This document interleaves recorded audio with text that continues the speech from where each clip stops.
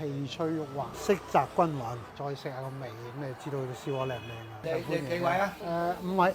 燒鵝半隻。燒鵝半隻啦，係啊。燒鵝半整個鵝肝添啊。你整個鵝雜三片咧，整個中份嘅。啊，細得啊，樣試下嗰個啊。叉燒唔要啦。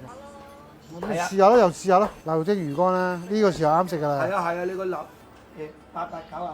嘅900，好揾個位坐先。今日真係食燒臘菜啦。快啲揾位坐。阿維咧，就呢張啦。呢張舒服啲。哎呀，嚟啊！睇下個鵝喉咧，其實咧呢個喉管啊係有一定嘅藥用價值嘅，仲有雪梨、川貝，加幾粒豬骨添，咁 OK 㗎呢個啦。多謝老闆。屌，講呢啲，今日個主角嚟啦，燒鵝。阿老闆，燒鵝咧點為最好啊？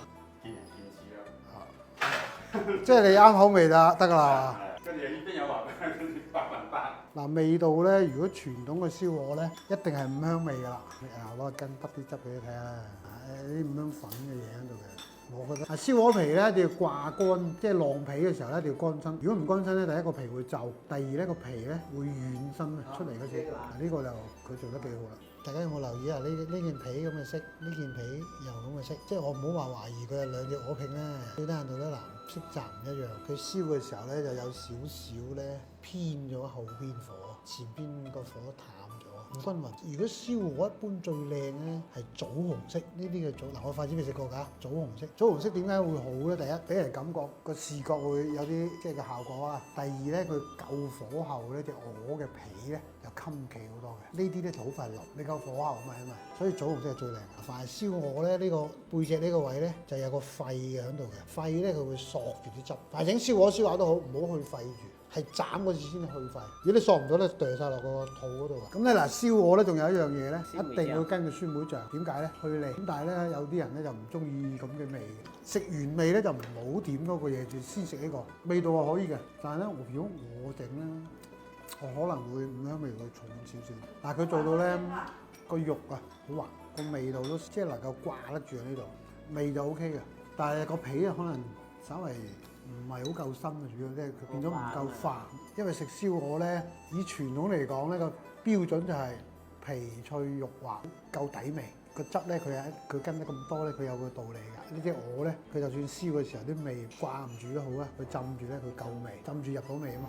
嗱咁啊，下一節咧講呢個啦。佢鵝三拼咁嗱，佢三拼咧就一個有掌翼，一個就鵝腸，一個鵝腎。試滷水咧，其實就係咁樣試個底味先。咁如果我認為咧嗱，個色澤咧暗碼，再試個香味，唔夠個香。仲有咧嗱，你大家望一望呢個，呢啲就過火嘅跡象啦。佢滷水嘅時候火太猛啊，就見到啲骨啦，保持唔到嗰個完整性。仲有咧，佢斬咧，大佬我真係好服，佢肉剪未斬嘅。有啲唔允許有呢樣嘢啦，豉油味夠啊，香味都有，有少少銀，同佢個嗰個火候太大有關。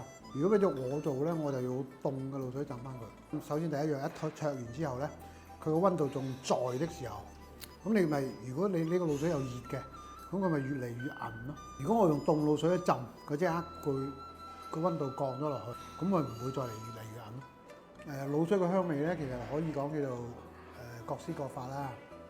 咁各有千秋。即係我習慣咗食老東家嗰個味道咧，可能覺得佢唔夠和味，突出咗某一方面嘅味道，就唔似話我哋食嗰啲越食越想食嗰隻。尤其咧佢偏鹹，應該講下。食第一嚿冇問題嘅，食到第三嚿嘅話咧，你覺得佢要喂整樽嘢飲下咁啊，可能要。喂，有啊。今日都點咗個叉燒，呢個絕對就係嗰啲五花肉啦。其實叉燒咧，以前嘅做法咧，全部都係以呢種切片狀嘅。首先咧，佢可能嚿肉即係用土豬肉落嗰個食粉啊嗰啲咧，佢驚佢鞋口咧，所以佢一定要切薄口、薄身嘅。薄身食落去咧，味道就肯定即係你個汁為主啦，嗬。咁另外咧，佢個口感咧唔會話，喂嚿肉會鞋口啊或者韌啊咁啊，薄啊嘛。如果食叉燒咧，點解而家啲人中意食大嚿嘅叉燒咧？因為個汁水問題。如果你咁薄咧，你咬落去咧，個汁水已經係乾得七七八八㗎啦，一啖一壓落去，啲汁水就冇晒㗎。點解大叉燒一定要似喉燒叉燒？點解要一個溫度夠咧？